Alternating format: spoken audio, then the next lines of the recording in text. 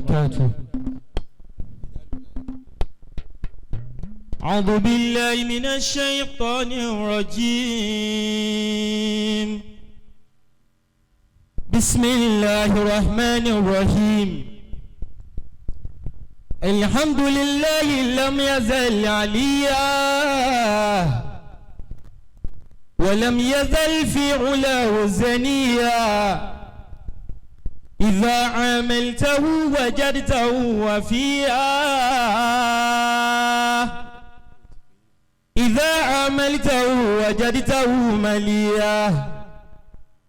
قطرة من بار جوده تملأ الأرض ريا، ونصرة بعين رامته تصير كثيرا وفيها. أن بني في النبوة محمد قبروا الجنة والجنة والجنة.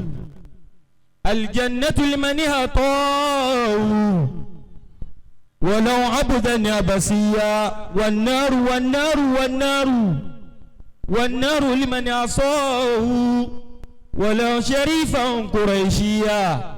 قال الله تبارك وتعالى قولا بهيا. أعوذ بالله من الشيطان الرجيم. بسم الله الرحمن الرحيم. إن الله وملائكته يصلون على النبي يا أيها الذين آمنوا صلوا عليه وسلموا تسليما. قريش تمادت بسلم النبي فقامت إليه تريد القتال، ومن كل قوم رجال وسيف، ونار العناد تسيد اشتعال. ولكن ربي عزيز حكيم رؤوف رحيم أنام الرجال. اجاكبر والنبوة محمد. àwọn Kùrẹ́ṣì wọ́n fẹ́ pa nabuwa Muhammad, wọ́n fẹ́ da ìjọba nabuwa Muhammad rú.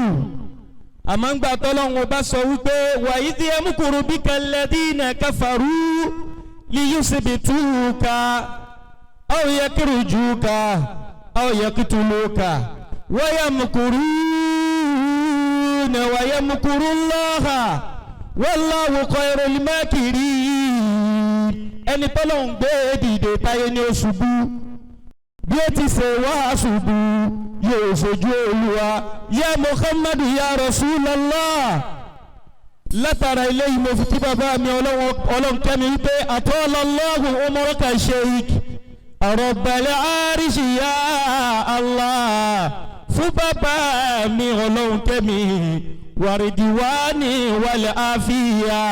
ẹ̀mí tógun fún bàbá wa ọlọ́run kẹ́mi, àlàáfíà fún bàbá wa ọlọ́run kẹ́mi. gbígbàdúrà tí ò ní tán gbà kan ọlọ́run bá wà fún bàbá wa ọlọ́run kẹ́mi. látara wọn mo fi kí gbogbo àwọn àhímà pátápátá. ya Muhammadu ya Rasulallah ya Ahmadun ya Ma'i ashirun musammilun rasulul malaimi rasulur ra'ati imamuz zakalaini jaddul hasan wal husaini ya Rasulallah.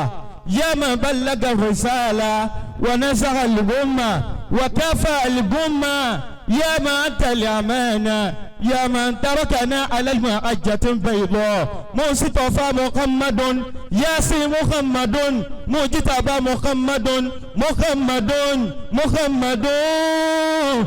يا abelolaro alukololosun lékeleke ló lẹ fún. tápà lónìí kúlí, ìjẹ̀bú lónìí gàrí o, ẹgbọ́ta lónìí Muhammad. ya Muhammadu ya Rasulallah. ilé ayé asán, ilé ayé òfé oníjọba wa. afẹnibádìrọ̀ mọ́ òkú anábì mi Muhammad. yóò jèrè láyé, yóò jèrè ní kíyámà. kò ní táwọn náà yóò rí dùn lára ọmọ ẹ̀jẹ̀ àdìrọ̀ mọ́ òkú ànábì ní ìjọba wa ká lè jèrè láyé kásílẹ̀ rí dùn náà kìyà ọmọ. Salli ala sayyidil humanity Muhammadin situko wa charity. Salli ala sayyidil humanity Muhammadin situko wa charity. Subhanallah indahu capacity yutilima sha'ani majority. Yamani huwa lahu royalty lahu liwula wa kadha ability ya khali jinni wa humanity jalla tabaraka an finality ya khali mulki wa majesty ya radhi khali bi felicity lahu harafi malakuti quantity ayati rukulu li anami quality wa authority fikiriyatu empty ankuni summa feasibility salatu rabbi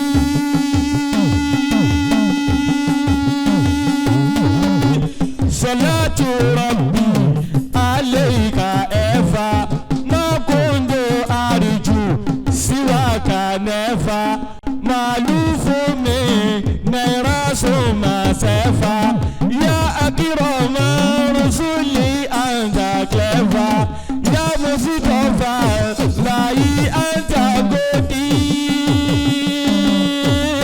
annabi muhammadu ya musitofa lai anta godi godi kilama sadaka kagade utita wisdom kazaka kingdom utita wisdom kazaka kingdom inanada data zora uniform ukuri jagnora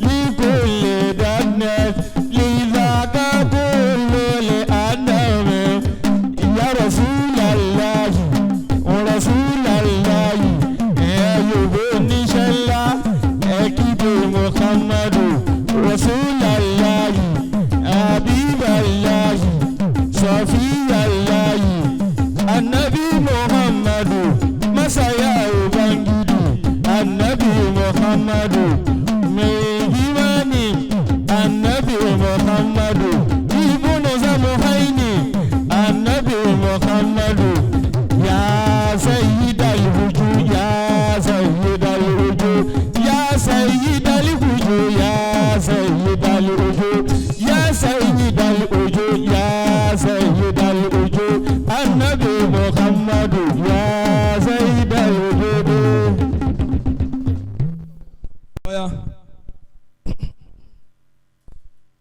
Qalbi